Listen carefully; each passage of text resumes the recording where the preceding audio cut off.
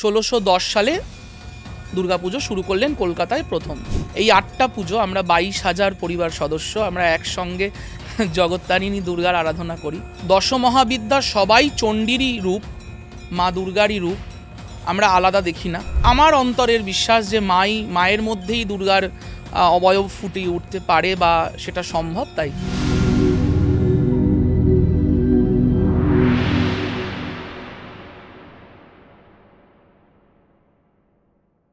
বাঙালি তথা পৃথিবীর মধ্যে অন্যতম একটা বড় ফেস্টিভ্যাল দুর্গাপুজো।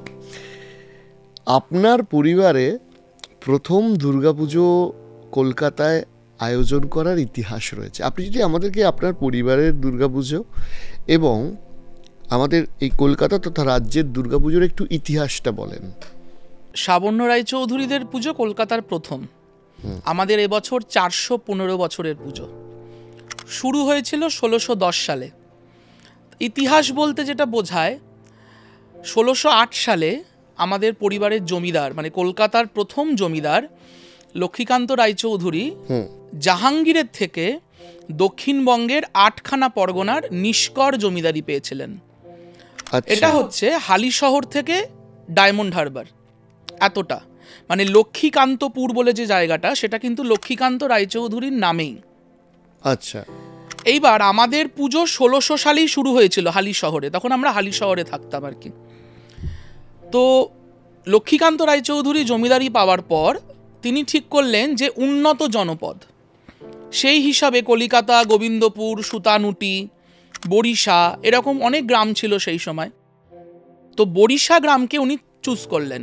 তার কারণ হচ্ছে এখানে বিভিন্ন জাতির মানুষ থাকে এবং এখানে নতুন রাস্তা তৈরি হচ্ছে, পাকা রাস্তা, যেটা আমরা ব্রিটিশ পিরিয়ডে পিলগ্রিমস রোড বা পুরাতন রাস্তা বলি।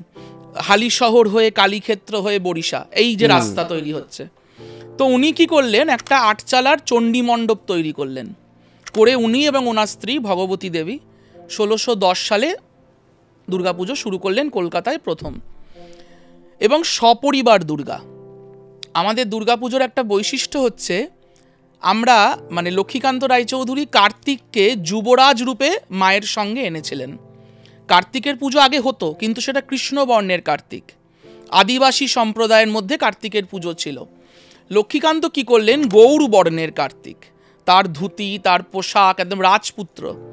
তাই আমাদের বর্তমানে 8খানা দুর্গাপুজো, বরিশায় 6টা, আটচালা বাড়ি, বড় বাড়ি, মেজো বাড়ি, মাঝের বাড়ি, বেনাকি বাড়ি, কালীকিঙ্কর বাড়ি, আর 2টো উত্তর 24 পরগনায়, একটা বিরাটি রায়চৌধুরী বাড়ি আর একটা নিমতা বাড়ি। এই 8টা পুজো আমরা 22,000 পরিবার সদস্য আমরা একসঙ্গে জগত্তারিণী দুর্গার আরাধনা করি। পুজোর প্রচুর বৈশিষ্ট্য আছে একই ধারায়। হ্যাঁ, তবে আমাদের আগে পশু বলি হতো, আমাদের 13টা পাঠা এবং 2টো মোষ বলি হতো, সেটা এখন বন্ধ রয়েছে। এখন চাল কুমড়ো, আখ এইসব বলি হয়। এছাড়া আগে আমাদের কাঁধে করে বিসর্জন যাওয়া হতো আদিগঙ্গায়, সেটা এখন সম্ভব হয় না, এখন ট্রাকে করেই বিসর্জন হয়। বাদবাকি সবই একই রীতিতে পালন করা হয়। অসাধারণ, মানে আপনি একটা ইতিহাসের পাতা মোটামুটি ঘুরে এলেন এবং আমাদের বিশেষ করে উত্তর কলকাতাতে একটা নস্টালজিয়া। আপনিও নিজে দুর্গাপুজো করেন এবং সেই পুজোর বেশ কিছু বৈশিষ্ট্য রয়েছে। আপনি যদি সেই বিষয়টা একটু আমাদের বলেন। আমার পুজোটাও একদম ছোট বয়স থেকেই, তখন ছবিতে পুজো হতো, নিজের মতন করে করতাম, শিখে শিখে গুরুদের থেকে শিখে।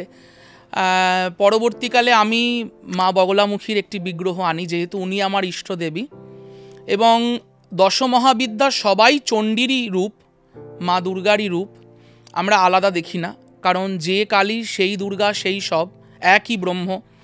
তাই আমরা বগলামুখীর বিগ্রহতেই দুর্গাপুজো করি আর কি। আমাদের দুর্গাপুজো মহালয়ার পরের দিন থেকে শুরু হয়, প্রতিপদাদি কল্পারম্ভ।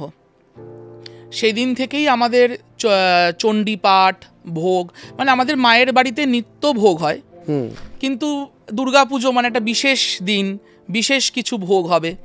আমাদের আমিষ ভোগ মাকে দেওয়া হয়, এবং ষষ্ঠীর দিন সকালবেলা ষষ্ঠী পুজো, সপ্তমীতে মহাস্নান, মায়ের প্রাণ প্রতিষ্ঠা, ষষ্ঠীর রাত্রিবেলা আমাদের মায়ের ঘট প্রতিষ্ঠা হয়। দুর্গাপুজোর যা যা রীতি মানে সন্ধি পুজোয় 108 প্রদীপ, 108 পদ্ম, তবে আমাদের ধুনো পোড়ানো হয়, একটা রীতি আছে। নবমীতে কুমারী পুজো এবং হোম, মানে দুর্গাপুজোর যা যা রীতি সবই হয়, কিন্তু বগলামুখীর রূপে। কারণ আমরা চণ্ডী যেটা পড়ি, শ্রী শ্রী চণ্ডী, সেখানে চণ্ডীর যে ধ্যান আছে সেই ধ্যানের শেষে কিন্তু দেবী বগলার ধ্যানের উল্লেখ রয়েছে। তো আমার অন্তরের বিশ্বাস যে মায়ের মধ্যেই দুর্গার অবয়ব ফুটিয়ে উঠতে পারে বা সেটা সম্ভব, তাই ওর ওপরই দুর্গাপুজো হয়। অসাধারণ। আপনি তন্ত্র সাধনার সাথেও যুক্ত রয়েছেন। আমি আপনাকে একটু, আমাদের জন্য যারা আমরা এই বিষয়গুলো নিয়ে ইন্টারেস্টেড বাট অতটা ভালো বুঝি না, আপনি যদি শুরু থেকে একটু বেসিকটা বুঝিয়ে দেন এই তন্ত্র ব্যাপারটা কি, তাহলে আমাদের খুব ভালো লাগবে। তন্ত্র নিয়ে এখন মানুষের মধ্যে খুব উন্মাদনা, বিশেষ করে সমাজ মাধ্যমে উন্মাদনাটা বেশি। বিভিন্ন মহাবিদ্যা সাধন, অষ্টাদশ মহাবিদ্যার উপাসনা, মানে এরকম অনেক কনসেপ্ট। কিন্তু তন্ত্র হচ্ছে একটা মহাসমুদ্রের মতো। আমরা প্রচুর গ্রন্থ পাই যেখান থেকে আমরা তন্ত্রের জ্ঞান অর্জন করতে পারি, তন্ত্র সম্পর্কে জানতে পারি। কিন্তু যদি আপনাকে প্র্যাকটিক্যাল কিছু ক্লাস করতে হয় বা জানতে হয়, তন্ত্রের গভীরে পৌঁছতে হয়, তাহলে অবশ্যই গুরুর দরকার। শ্রী রামকৃষ্ণদেব বলেছিলেন, গুরু হচ্ছেন ঘটক, ভক্ত এবং ভগবানের মিলন ঘটান। তো তন্ত্র হচ্ছে গুরুমুখী বিদ্যা এবং পুরোটাই নিগুড়ো, মানে কোথাও প্রকাশ্য নয়।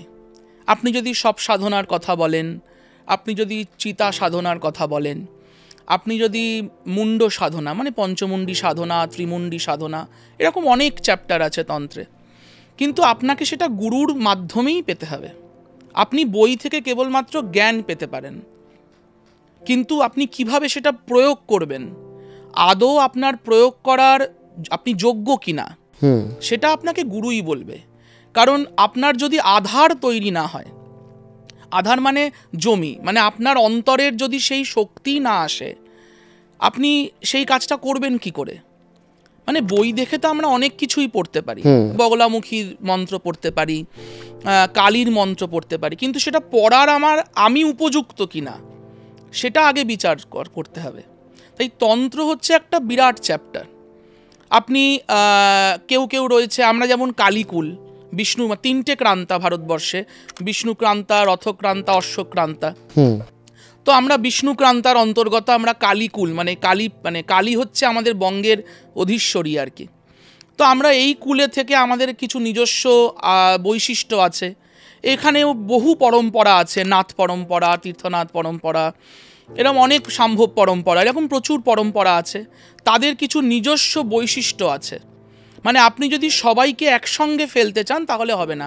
হ্যাঁ, কিছু কিছু ক্ষেত্রে কিছু মিল আছে, যেমন ওনারাও, মানে নাথ পরম্পরার লোকেরাও মুন্ড সাধনা করবে, আবার তীর্থনাথ পরম্পরার লোকেরাও সাধনা করবে, কিন্তু সাধন প্রণালীটা পুরোপুরি আলাদা, এবং সেটা অবশ্যই গুরুকে বলতে হবে।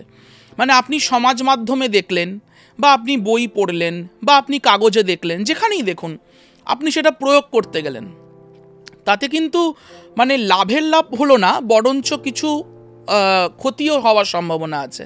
কারণ তন্ত্র এমনই নিগুড় বিদ্যা, আপনি গুরুর পরামর্শ ছাড়া ওটা প্রয়োগ করতে পারবেন না, এবং করা উচিত নয়।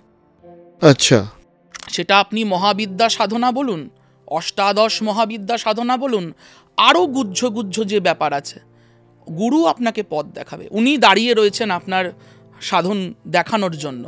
কারণ গুরু কথার অর্থ বুঝতে হবে।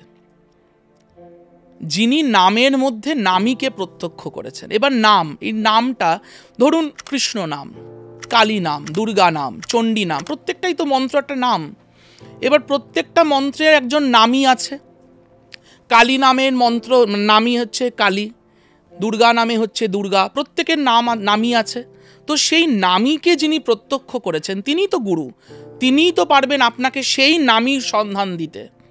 কোন পথে গেলে আপনি ওই জায়গায় পৌঁছতে পারবেন, ওই জায়গায় আপনি নিজেকে উত্তীর্ণ করতে পারবেন, সেটা তো উনিই বলে দেবেন। হ্যাঁ, অবশ্যই তা আপনাকে জ্ঞান অর্জন করার জন্য গ্রন্থ পড়তে হবে, আপনাকে আরও নিজের মধ্যে ডেপথ বাড়াতে হবে, কিন্তু যখনই আপনি তন্ত্র প্রয়োগ করতে যাচ্ছেন, তখন অবশ্যই আপনাকে গুরুর নির্দেশ নিতে হবে। এই তন্ত্র প্রয়োগ, মানে তন্ত্রের তো প্রয়োগ আছে, মানে বহু মানুষের জীবনেও এই প্রয়োগটা হয়। এই প্রয়োগের বিষয়টা একটু আমাদের বলবেন যে এটার মাধ্যমে কিসের সাধনা করা হয়? আত্মার সাথে কানেকশন, কোনো পাওয়ারের সাথে কানেকশন? হ্যাঁ, তা তো বটেই, কারণ আমরা যারাই সাধনার পথে রয়েছি আর কি, প্রত্যেকেই আমরা চাই একটা স্পিরিচুয়ালিটি, পারমার্থিক শান্তি অন্তরে, সেটা যাতে আরও আমরা উপলব্ধি করতে পারি। এবার ধরুন আপনি বললেন ক্রিয়া, এবার এখনকার দিনে মানুষের একটা মাথায় এসে গেছে তন্ত্র মানেই মারণ, স্তম্ভন, উচ্চাটন, বশীকরণ, বিদ্বেষণ, এরকম বিভিন্ন রকমের ক্রিয়া আছে। মহাকালীর ক্রিয়া, গুহ্যকালীর ক্রিয়া, হ্যাঁ, বগলামুখীর প্রয়োগ, হ্যাঁ, বিভিন্ন রকমের ক্রিয়া আছে। এইবার আপনাকে বিচার করতে হবে যে আপনি কোনটা করবেন। এই যে ধরুন অনেকের শত্রু হয়, এখন মানুষের মধ্যে শত্রুর প্রভাবটা বেশি। এই শত্রুকে মারণ করো, শত্রুকে স্তম্ভন করো, স্তম্ভন মানে মুখ বেঁধে দাও। কিন্তু শাস্ত্রে বলছে স্তম্ভন মানে অন্য কাউকে নয়। এই যে বগলামুখীর এই যে রূপ আমরা দেখতে পাই, যে একটা হাতে উনি অসুরের জিভ টেনে ধরেছেন, আর এক হস্তে উনি মুদগর, শিলা মুদগর, সেই দিয়ে উনি পিটাচ্ছেন। এবার এই অসুরটা কে? অনেকেই ভাববে অসুরটা হয়তো যারা ধরুন চাকরি করে, চাকরিজীবী, তারা ভাববে অসুরটা হয়তো বস, হ্যাঁ, বা যে আমাকে প্যাম্পার করছে। কিন্তু শাস্ত্রে কি তাই বলছে? তা বলছে না। মানুষের মধ্যেই পজিটিভ নেগেটিভ দুটোই আছে। আমরা কি চাই? আমরা চাই নেগেটিভটা সরিয়ে দিয়ে পজিটিভটাকে বাড়াতে। ওই নেগেটিভটাই হলো অসুর। আমাদের চেষ্টা করতে হবে আমাদের অন্তরের কোনো শত্রু যারা আমাকে সঠিক পথে যেতে বাধা দিচ্ছে তাকে সরাতে। আমি বাইরের লোককে কেন স্তম্ভন করব? রাইট, এটা আগে বুঝতে হবে। আপনি ক্রিয়া করছেন, সে আপনি করুন বা আপনার কোনো মাধ্যম দিয়ে কোনো আচার্য করুন, কোনো সাধক করুন, বিচার করতে হবে যে কেন করব। আপনি তো এক পক্ষের কথা শুনলেন যে আমাকে খুব প্যাম্পার করছে, আমার চাকরি চলে যাবে, আমার বিয়ে হচ্ছে না, হ্যাঁ, কিন্তু আপনি কি দুপক্ষের কথা শুনছেন না। আপনার যিনি ক্লায়েন্ট, আমরাও যেখানে বসি আর কি, মানুষজনের কথা শুনি, আমরাও কি দুপক্ষের শুনে তবে ডিসিশন নিই? নিশ্চয়ই নিই না। তাই আগে আমাদের চিন্তা করতে হবে যে আমরা যখন কোনো ক্রিয়া প্রয়োগ করব তার তো একটা রিয়াকশান আছে। যদি সঠিক হয়, তন্ত্র কিন্তু আজও কথা বলে, যদি স্তম্ভন সঠিক হয় এখনও কিন্তু মুখ বাঁধা যায়। ক্রিয়াটা সঠিক হতে হবে। কিন্তু কেন করব? মানে আমাকে যদি কিছু ডিসিশন নিতেই হয়, আমাকে দুপক্ষের কথা শুনতে হবে। তাই তন্ত্র ক্রিয়া আমি প্রয়োগ করতেই পারি, কিন্তু আগে নিজের অন্তরের নেগেটিভিটিকে বার করতে হবে, নিজের সন্দেহটাকে দূর করতে হবে।